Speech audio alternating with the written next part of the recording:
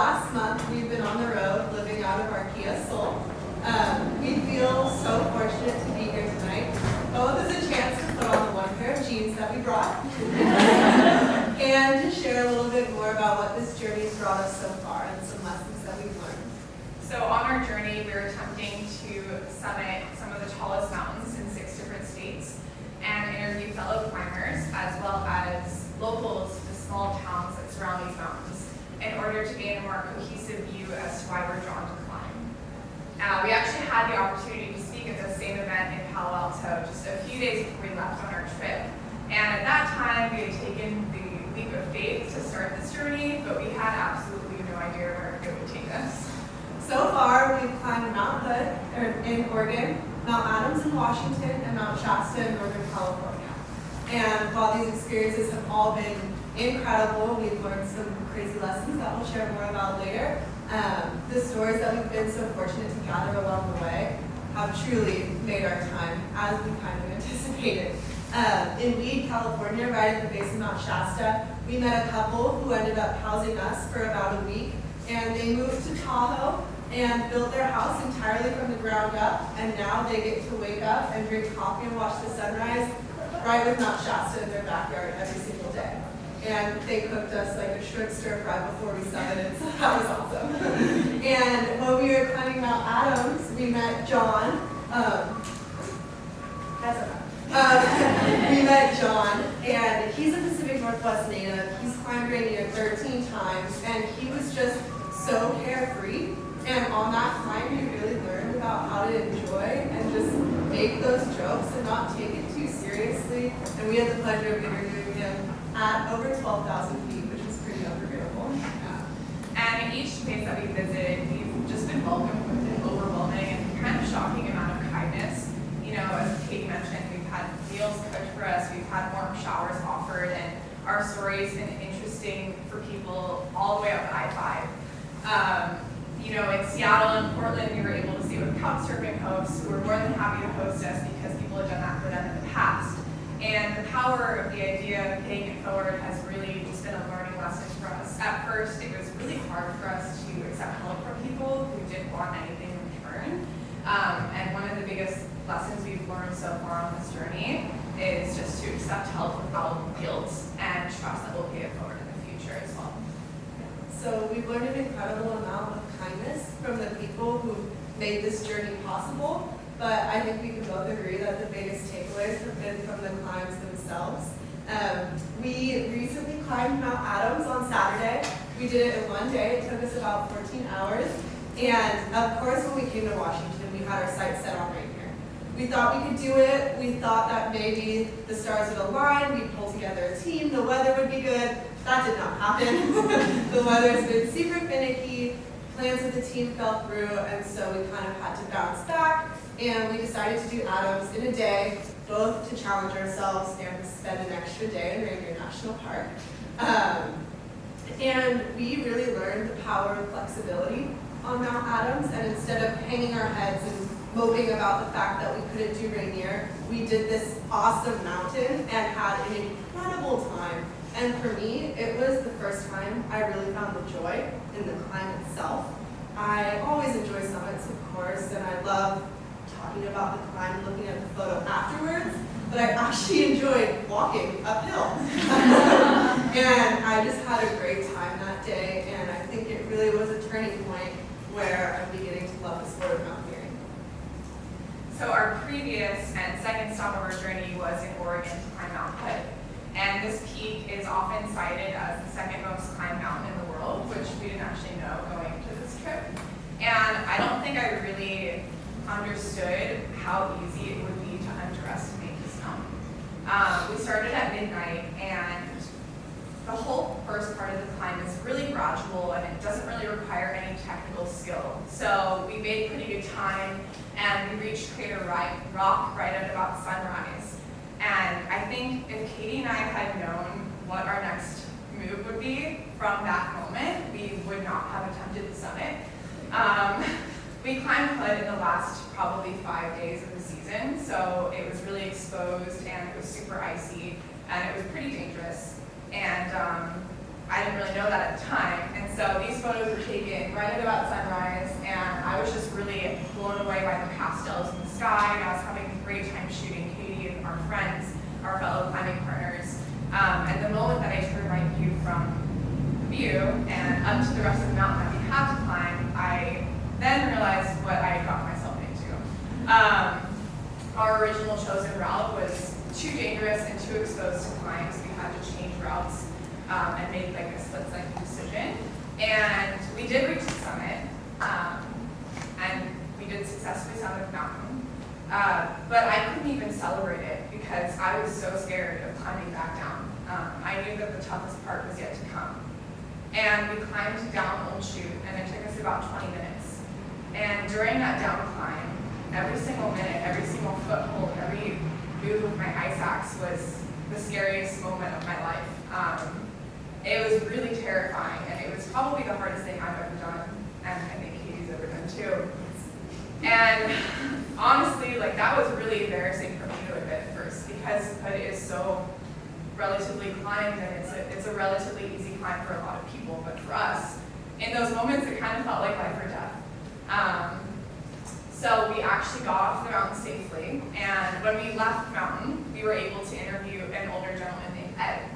And it was actually his 200th time summiting Mount Hood that day. He had done weeks where he had summited 3 or 4 times that week. And we asked him, why do you return to Hood over and over again? And his response was, it's great training. So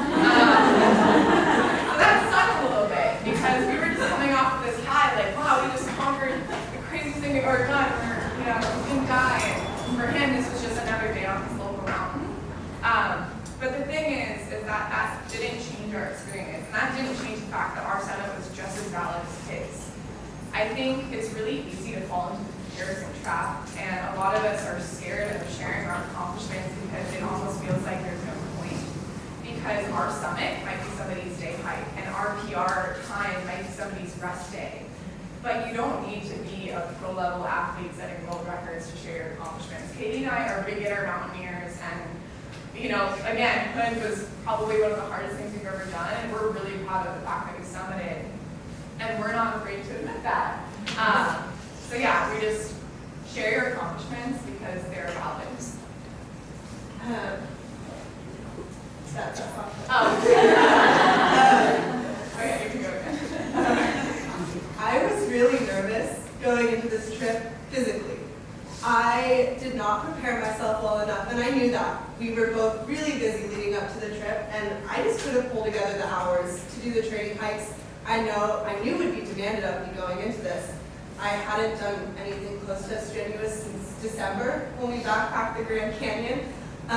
So I went in with the mindset that if I summit, that's great, but maybe I won't. Probably I won't. And I think it's an okay mindset to not have summit fever, be so focused on it, but I was almost automatically counting myself out.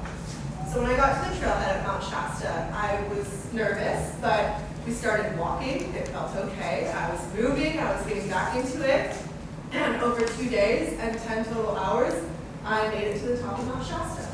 And when I came through that last curve and I saw people sitting down and celebrating, I immediately started crying, because that was probably one of the first times in my life that I had done something I explicitly told myself I could not do.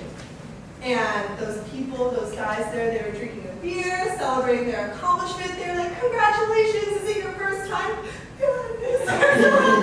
And then when Alex met me up at the summit, I just started crying even more, because I was so proud of the two of us for making it to the top of our first mountain and doing what we set out to do.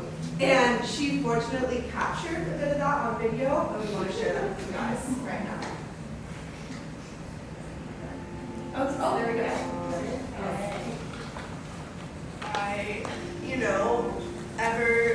Even before we left for this trip, I told myself in my head it was okay if I didn't make it.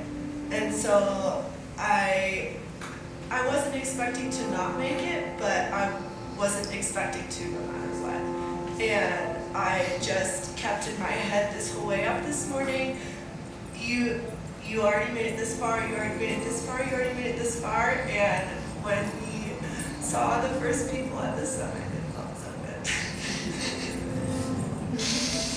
Did Hannah's quote help you? Yeah, no, Hannah, I hope you're watching this because I really was thinking like I would count my steps and count, okay, you just went 20 steps, like you can go 20 more.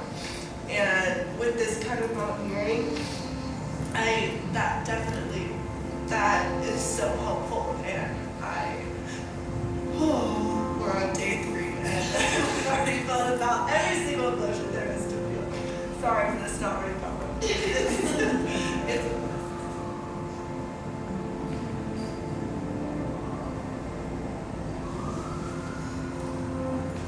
I haven't broken down like this before the summit. This is the first time.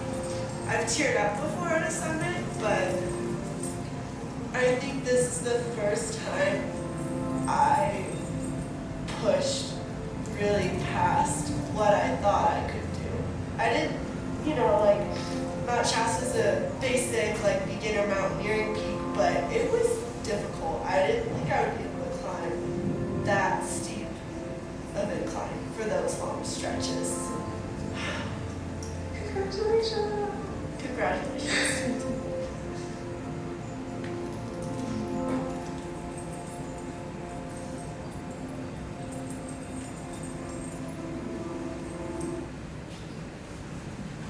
I love that video.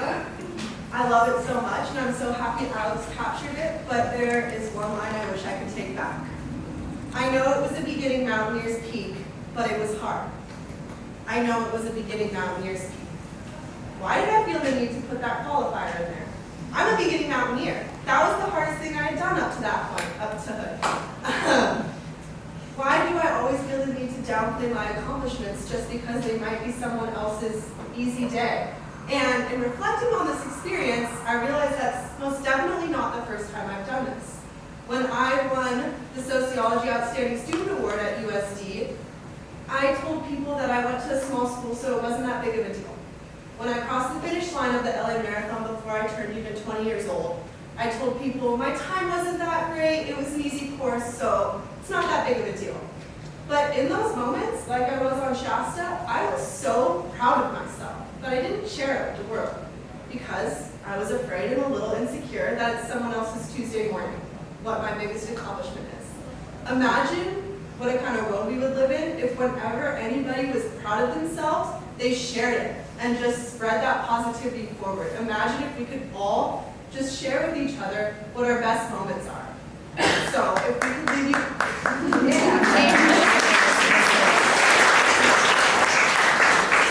if we could leave you with one thought tonight, it's that share your accomplishments, be proud of yourself. You never know who you're inspiring to take their first step.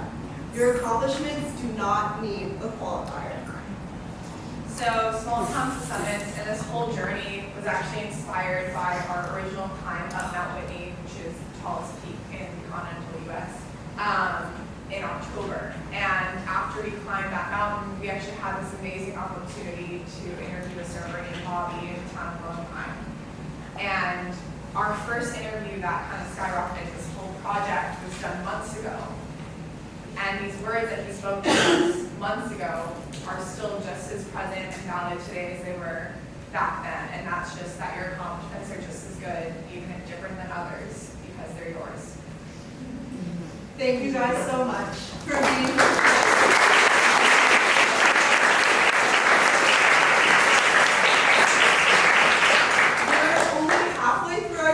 Which is super exciting. We still have so much to come. So if you have any questions about where we've been or you want to know where we're going, please come talk to us at our booth. We have stickers for sale as well, and we have a lot of other cool ways that you can contribute to our project and help us keep going on the road. So thank you so much. Thank you.